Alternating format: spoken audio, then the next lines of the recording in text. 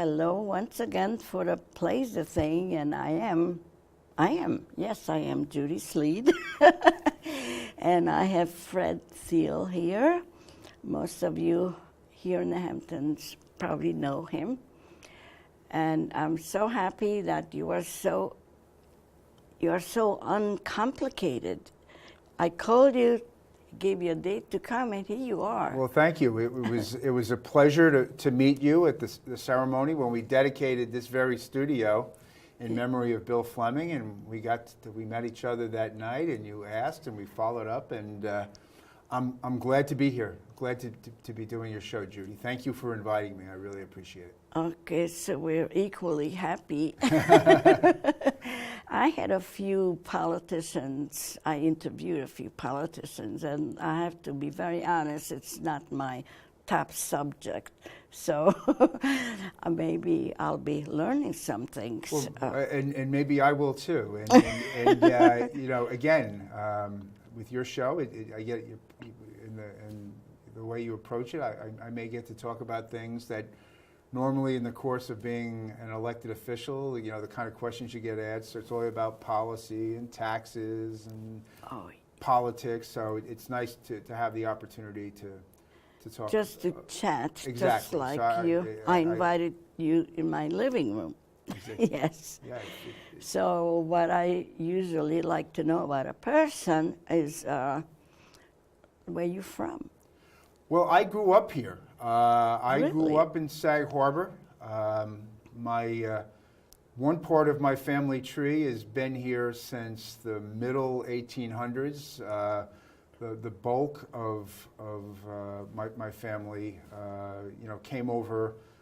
My father is German American, and his family came over here in the late 1800s, and my mother was of Polish extraction, Polish American.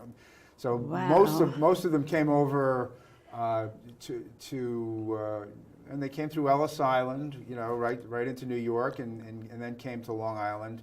Not on the Mayflower. Not on the Mayflower. They came over in the late 1800s. You know, you had that big migration from Europe and a lot from Eastern Europe also in the late 1800s, early 1900s. And while there's one in Sag Harbor, one aspect of the family that goes back to the whaling days, you know, my family, most of them came here it's over 100 years ago. So, but I grew up here. I went to school at Pearson High School in Sag Harbor. Wow. And you know, my parents went to school at Pearson. I did. My kids have gone there. So I grew up here, and you know, I'm not sure I'm a native. I think if you didn't come over in the 1600s here, you know, your last name isn't Hildreth or Edwards. You're not technically a native, but I've lived here all my life. Well, I have to tell you that you're my first guest, and I've done quite a few shows. Most of the people came from elsewhere.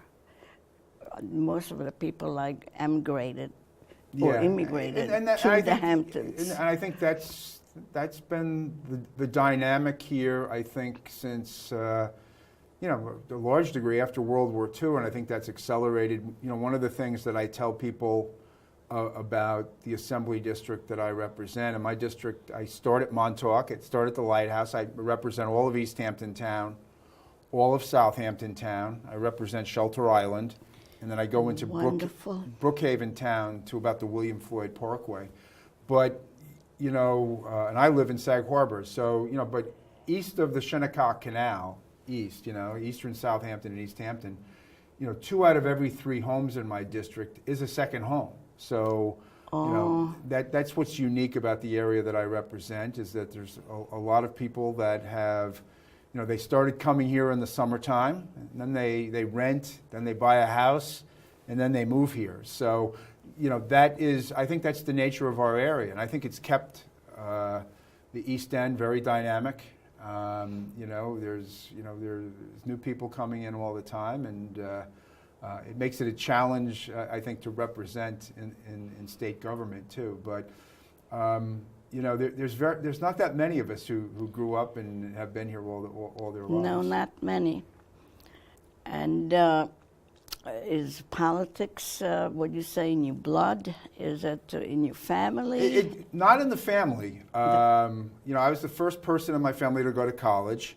I was the first person in my family, I think, to get involved in government and politics. My dad was on the school board in Sag Harbor when I was growing up back in the 1960s. But, the school board is kind of, it isn't partisan politics. It's kind of more community service. But but it was something that, my father worked in a grocery store. He managed the dairy department in a grocery store called Bohack's, which was like the King Cullen of its day. I know. I used to live in Baldwin, and they had a Bohack. Yeah. Well, my dad worked in the Bohack's that was in East Hampton, which is where Cidarella's is now. So that's what he did for a living. My mother worked in the Boulevard watch case factory in Sag Harbor. I heard about that building. Yeah, which is now a bunch of condominiums. But so nobody was involved in politics. But is it finished? It's finished, and people are living there now. You're kidding. Yeah. So, but it was a factory then, and my mother worked in that factory.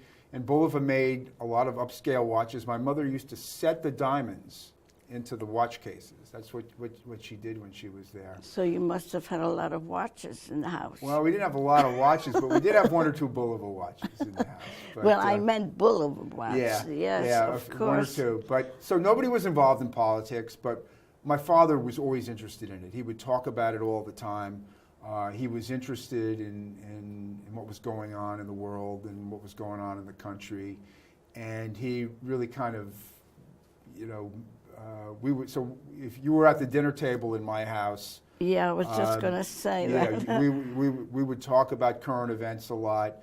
And you were interested. We would watch the evening news. We would watch Walter Cronkite every night. We'd watch the evening news. Yes. So it was something that I was interested in from the time I was 10 years old.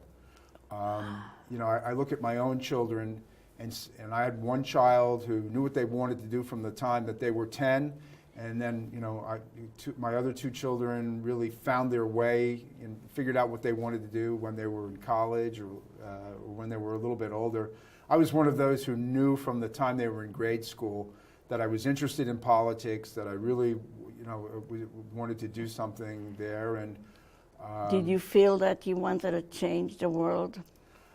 It wasn't so much. I wanted to help people. You wanted to help. Yeah, I think my primary motivation is that I saw that people that were involved in government gave them an opportunity, to help their community and to help people.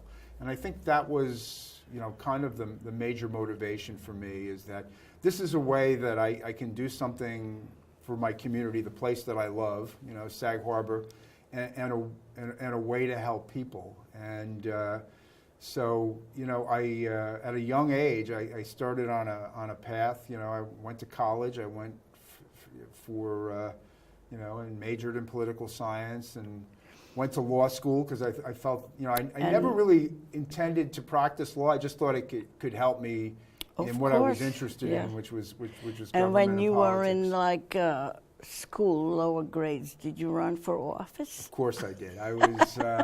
I was. So you got a taste of it. Yeah, I was the class president a couple of times in grade school, and I was the senior class president in Pearson High School, and so as I said. So would you say you were a popular student? When it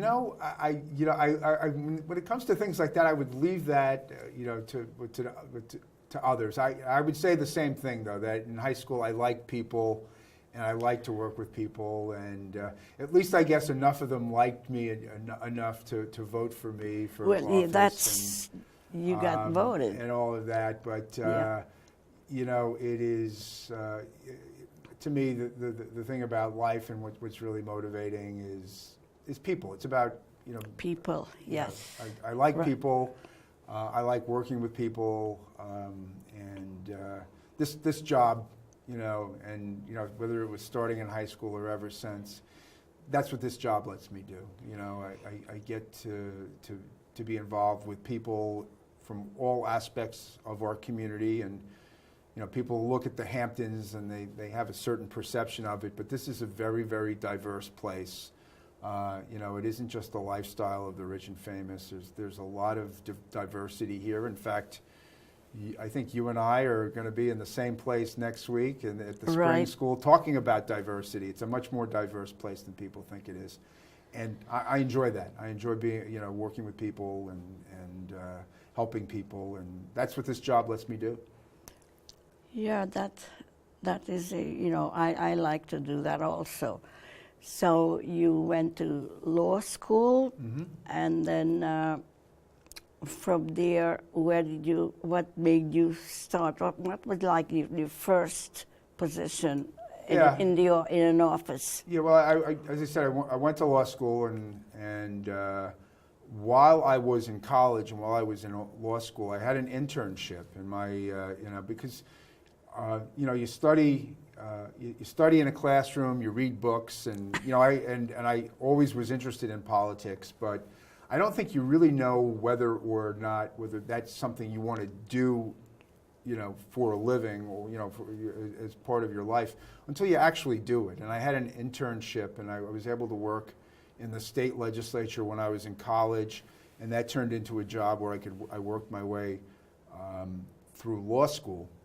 And so, you know, so I had that experience while I was in law school, and when I finished, you know, I wanted to come back home. I wanted to come back to Long Island, and I'd had the experience during law school of working in the state legislature. So, as it turns out, I was fortunate enough to be able to, you know, my first job out of law school was to work as for my predecessor, for a gentleman by the name of John Behan, who to this day still lives out in Montauk. And he was the state assemblyman from 1979 all the way to 1995. And I worked for him when I first came out of law school. So I came out of law school, I came back home and was able to work, you know, in the state legislature for our hometown representative, and that was the first job that I had, being his counsel, being his lawyer. I was just going to ask you what you did. You were his you know, copy boy, as well, they would say in the you know, it was newspaper. a small office, so I got to do a lot of everything. I Yes. provided his legal counsel, I wrote his legislation, but you know, I also, when somebody called on the phone and they had a problem, that was my job too, was to help them. Yeah. So, you know, in a small office, you got to do a little bit of everything. But, you know, it was that first job. That's when I knew that, yeah, this is what I want to do. I enjoy doing this every day. Did you seek him out, or how did you get that job? Well, I had worked, as I said, I had worked on a part-time basis when I was working my way through law school. So I knew I wanted to try to come back home, come back to Long Island. And while I was working in the state legislature, I had the opportunity to meet him and to get to know him.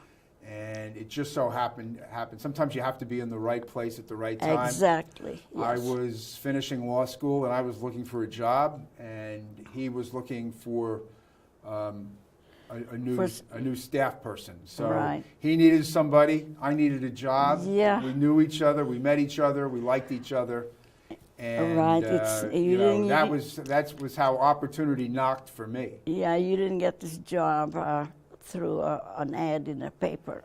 Not this one. No. No. You know, it was, as often is the case. You know, and you know, I had that internship in college. It made a difference to me. And now when I talk to high school kids and I talk to college kids, I tell them, you know, go and do internships. Even if they don't pay money, go and do them. Because, first of all, you do find out whether or not you want to do that as a career for the rest of your life. But those internships, as you know in life, you need your professional network. You know, you start to create a network of people that you meet. And, you know, that's what happened. I got this internship. That's, you know, I started to create a network of people that I knew and met. And it was really through networking and getting to know him It is. So you never know, but I always tell college students and high school students, do internships, volunteer, start creating your network, because you never know who you're going to meet along the way who's going to say, hey, I know of a job over here, or so-and-so is looking for something, somebody to help them. Maybe that should be you. So I think building your professional network is really important. Great, and you also get a taste of it. Absolutely. Because I said it's one thing to read about it, it's one thing to study about it, but when you have to get up every morning and do it 5 days, and in my case, it's really doing it 7 days a week, you better love it. And, to me, that has really been, I love my job just as much today as when I started, when I was coming out of law school. I have a passion for it. It's just as exciting to me. So when I get up every morning, now I had to travel back from Albany last night. I didn't get back until after 1 o'clock. So it was a little hard to get out of bed this morning. But I have to say, every day when I get up, I can't wait to get to work. I'm excited. And then you knew you had to come to my show. And that was, I figured, not giving away the time we're taping the show, but I figured by now I would have shaken the cobwebs off and I'd be ready to go. But I still have the same passion. I still have the same love for my job that I did when I started all those many years ago. It's funny that you were saying how you got the job, and that's my son sort of, he was out of college and he started working for, in sports for Bob Costas, and that's how he started, and all of a sudden he was just working side by side, and he got a job at NBC, and that's how he got into sports. I mean, it wasn't through the newspaper, it was just evolved. Yeah. You have to place yourself in positions where you can meet people, and when you get an opportunity to prove yourself, you go out and try to do that. But I have to tell you that my other passion is sports. Also, I played a lot of sports in high school. Not good enough to play in college, but I still love sports to this day. It is something that I. You like to do it or to watch it? Well, I still like to play. I still play basketball in Albany on Tuesday nights. The members of the legislature, we have a league. We still play every Tuesday night. So I still play. I'm a little slower than I used to be, but I still play. No. But sports broadcasting and working for somebody like Bob Costas, I could see where you would have a passion for that too. That's yes. Do you partake in that yearly thing that they do here in East Hampton? They play baseball. Oh, they have the annual Artists and Writers softball game, and I have not every year, but because I'm an elected official, once in a while Leaf Hope, who runs that game, I've been invited to participate in that game, and I have a few times. And it's a lot of fun. It's always for a good cause. It's for organizations like the Retreat. I would say if I hadn't have done something in government and politics, sports might have been something that I wasn't good enough to play, but this business of sports might have been something that might have interested me too. So you are passionate about your work, which is very few people could say that you like what you do, and that you like sports, so I don't even know if I should ask you if you have any other interests. I love movies. I don't have any artistic talent at all, or anything like that. You like what? Movies. Watching movies. Watching movies. I love a good movie. And as far as after you've worked hard all week, and and if you're oftentimes we're in a high stress environment, going to the movies on a Saturday night, or these days, with pay-per-view, you can watch a movie in your house.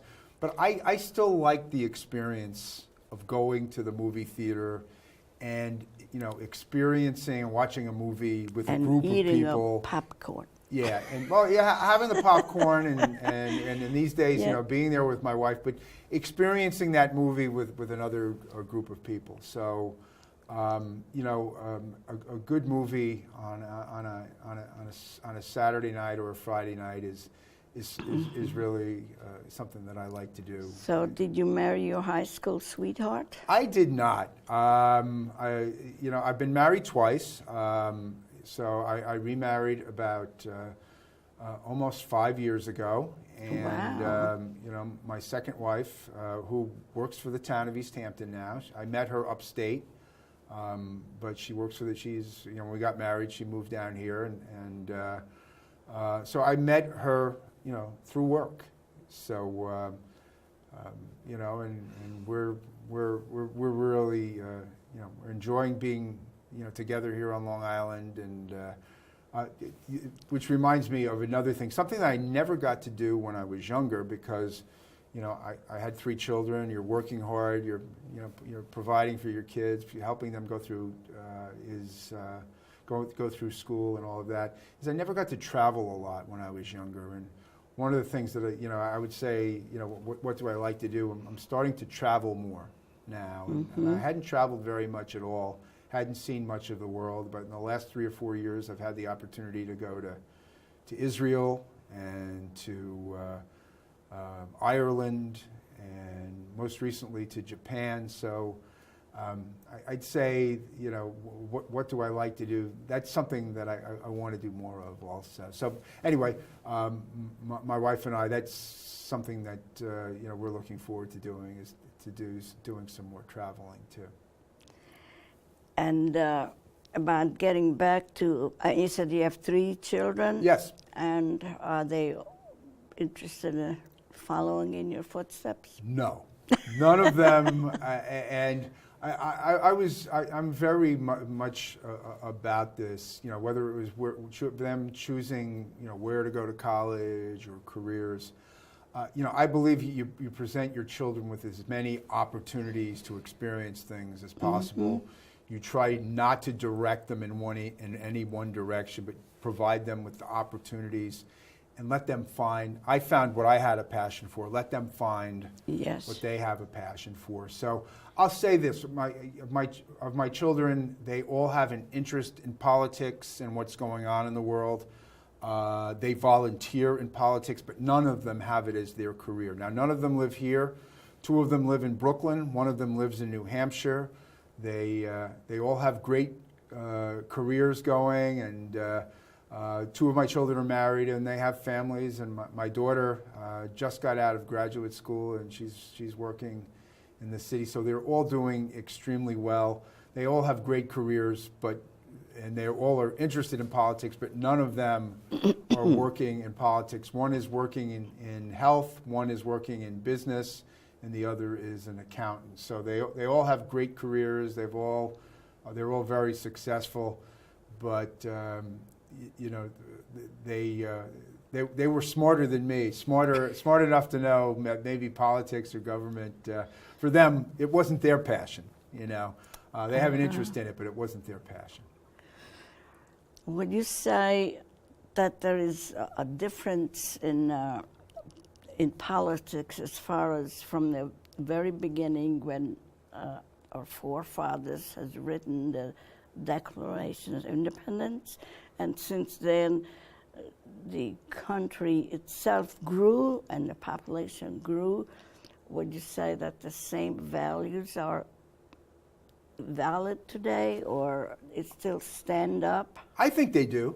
I think those values get challenged, and they get challenged constantly. Sometimes they're challenged from abroad. World War II, great example of that. Sometimes the challenges come from within ourselves, as to whether or not we're going to be true to those values. So, but I think that as you look at the country and the values that we've had that are articulated, whether they're articulated in the Declaration of Independence or in the Constitution, and certainly, the phrase "all men are," or in these days, all Yeah. persons are created equal. I still think that's the primary value, and that's what we live by. And the thing I remember, I tell people about the Constitution, they said we need to create a more perfect union. Nobody ever said it was perfect. It's not perfect now. It won't be perfect 20 years ago, but we try to make it more perfect. We try to get as close as we can, and I think that's the challenge. Yeah, I just very, very quickly, we have less than a minute, is about the checks and balances. I'm always sort of questioning that, if it applies to all parts of the government, even like the governor, the mayor, or... It does. We are a government of limited powers, and there are always checks and balances. And that's one of the challenges right now. We're going to see how those checks and balances work on the national level now. Well, but that's the key. To me, that's the key to the success of the republic. We're talking to Fred Thiele, and I think we are in good hands since you are in our government, because you loved the people and you love doing things for us. Well, thank you for having me, and it's a pleasure to come it's and been just talk wonderful. a little bit today. So, thank you. Thank you so much. And half hour goes so fast. It always and does. There's so many other things I would love to know, but we have to do it some other time. Okay. Maybe you'll have me back sometime. Yes. Thank you.